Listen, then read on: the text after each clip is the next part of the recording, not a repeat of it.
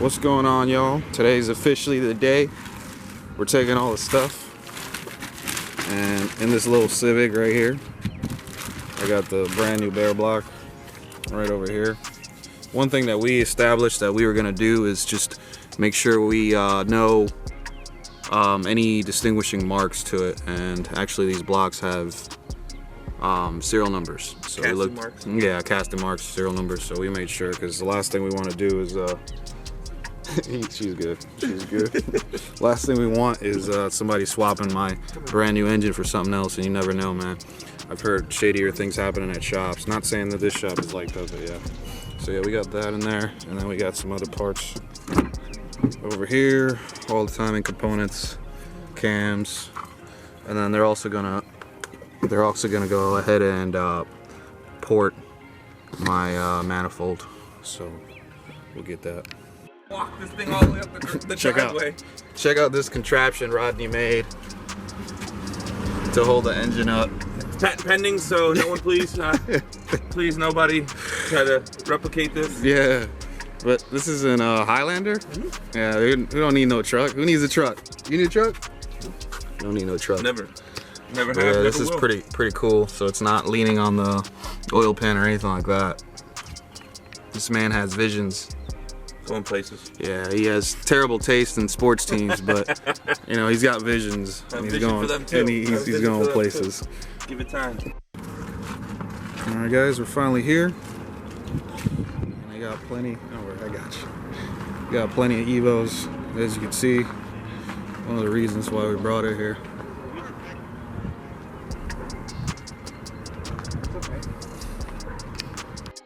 All right, guys, we're officially back from Force Fed. I just wanted to take a moment to kind of show you how much money was actually spent, and just to give you an idea, just because some of you guys may be interested in doing something like this, especially on an Evo, and this is not a cheap car to work on. So there it is, $4 grand just dropped. And if you watch any of my other videos, you would see that I've already pretty much invested with this. This is not even including the $1,800 that the block actually costed. So we're talking $5,800 right there just on the engine alone, and that's not including the almost $5 grand that was spent on the transmission and all the other parts. So we're looking at 20 grand probably when it's all said and done, in just this so far. So yeah, guys, pretty good experience overall. I definitely don't regret anything. It would have been a lot more money, obviously. I already told you in my previous video that this would have been close to $14,000, just what we actually got done today, not including all the other parts I bought. So yeah, guys, this is not cheap by any means. So you definitely gotta pay to play. I'll break down what actual components and stuff we'll be adding once we get to that part.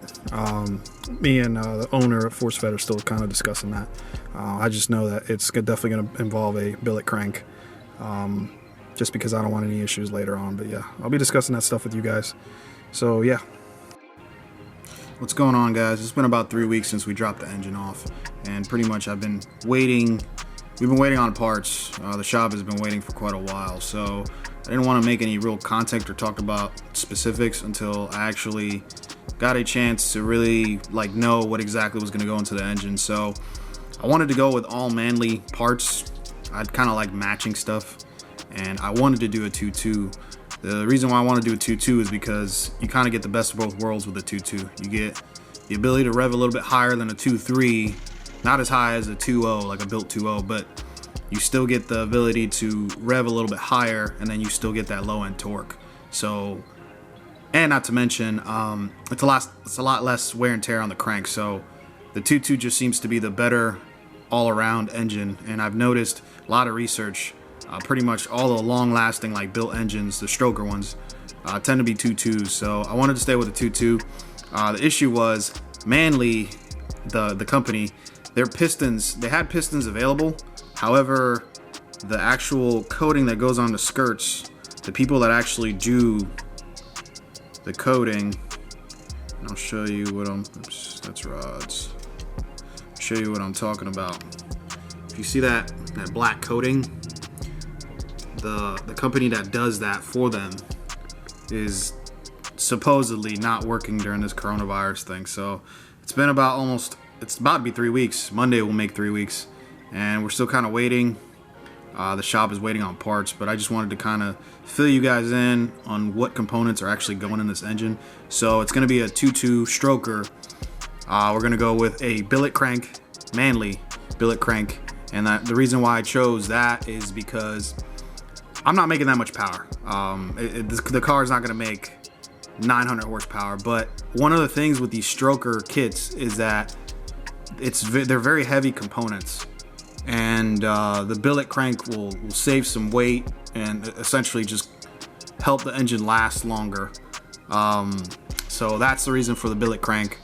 We're gonna go with Manley Turbo Tough rods, and we're gonna do CP pistons instead because I'm not able to get the Manley pistons for the 2.2 kit.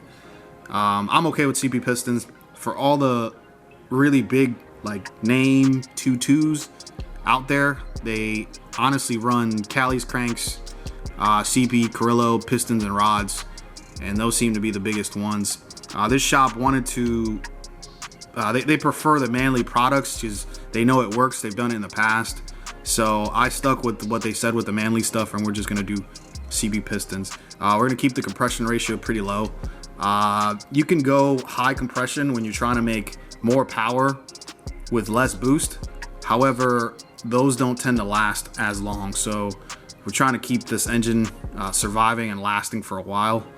I'm not going to be beating the crap out of it. However, I would still like for this engine to last. So yeah, we're going to go with low compression. We're looking at right now about 9 to 1 compression. But yeah, guys, freaking pretty excited. I hope pretty soon we get this thing rolling. I'm able to pick this engine up because we got a lot to do. But these are the pistons that I'm going with. The bore's not going to be 85.5. It's actually just 85 because I bought a brand new bare block. So yeah, guys, quick short video. Just wanted to keep you in the loop. I know some of you guys are interested and like seeing this detailed stuff, so I thought it'd be a good idea to kind of fill you in on what's actually going to happen. I held off on actually discussing specifics just because I wanted to make sure we were on the same page and we were able to get the parts, especially with this coronavirus thing. So there you have it, guys. Take it easy. I hope you stay safe, and peace.